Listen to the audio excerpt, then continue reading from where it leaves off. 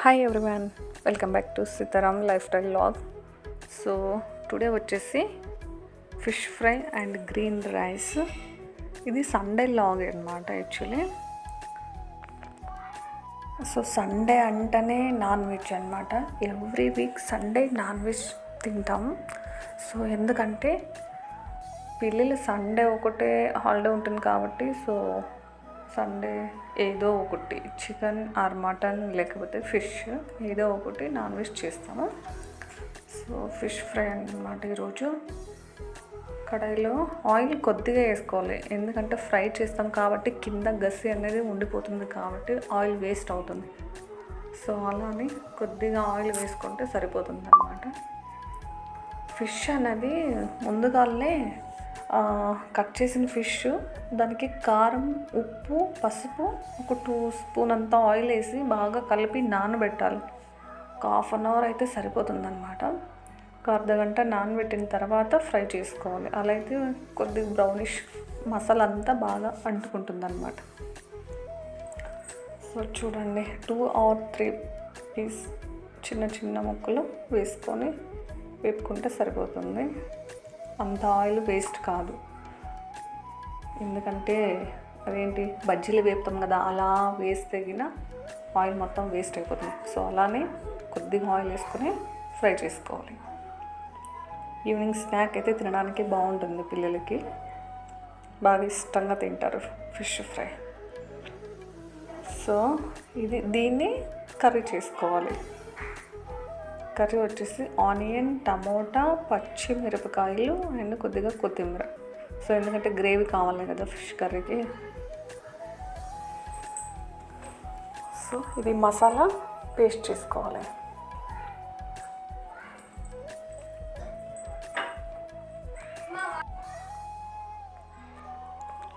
So ఇది mixie పట్టాలి, paste అవుతుంది.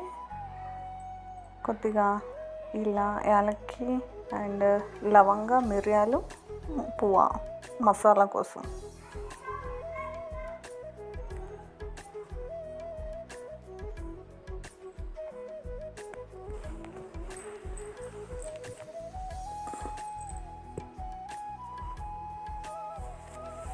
అదే కడాయిలోనే అది కింద ఉండింది గసి అంతా తీసేసి కొద్దిగా ఆయిల్ వేసుకొని, ఎందుకంటే ఆల్రెడీ ఫిష్ ఫ్రై చేసాం కాబట్టి దానికి ఆయిల్ ఉంటుంది.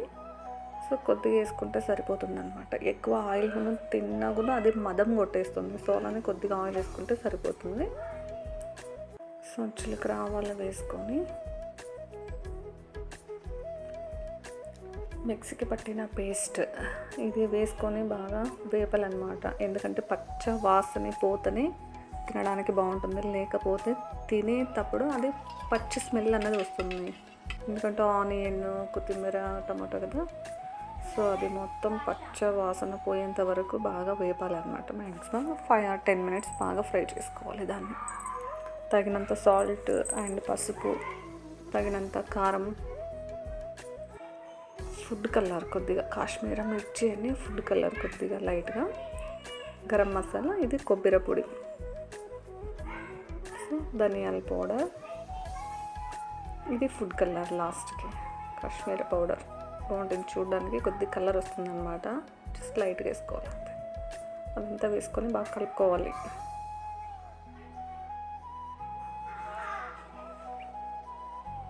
సో తగినంత వాటర్ వేసుకోవాలి. మనకి ఎంత గ్రేవీ కావాలి, ఎంత రసం కావాలి అంత తగినంత వాటర్ వేసుకొని ఒక 5 or 10 minutes కొద్దిగా మూత ముచ్చాలి. ఒక 10 minutes తర్వాత వాటర్ అనేది కొద్దిగా బాయిల్ అవుతుండగా కసూరి మేతి వేస్తే కొద్దిగా బాగుంటుంది. సో లాస్ట్కి ఫిష్ ఫ్రై అనేది వేసి గ్యాస్ ఆఫ్ చేసేసుకోవాలి.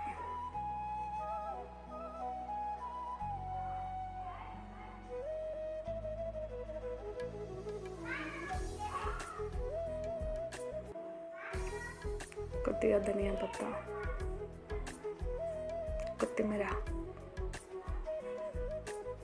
మూత ముచ్చేసి గ్యాస్ ఆఫ్ చేసేసుకోవాలి ఇంకా.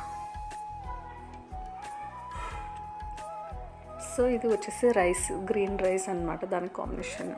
మనం రైస్ కుక్కర్లో అన్నం చేసుకుంటాం కదా, సో అదే రైస్ గిన్నెలోనే కొద్దిగా ఆయిల్, జీలకర్ర, ఆవాలు, బిర్యానీ ఆకు, చెక్క, లవంగ, మిరియాలు, పువ్వు సో వేసుకొని అల్లం వెల్లుల్లి పేస్ట్ అండ్ అక్కడ గ్రీన్ కొత్తిమీర అండ్ పుదీనా పేస్ట్ వేసుకొని ఫ్రై చేసి, మనం 2 గ్లాస్ బియ్యం ఉంటే 3.5 గ్లాస్ వాటర్ వేసుకోవాలి. 2 గ్లాస్కి 4 గ్లాస్ వాటర్ వేసుకున్నామన్నామండి, అన్నం మెత్తగా వచ్చేస్తుంది. సో 1/2 గ్లాస్ అంతా తగ్గించుకొని 3.5 గ్లాస్ వాటర్ వేసుకుంటే అయిపోతుంది green rice. Please subscribe. Thank you.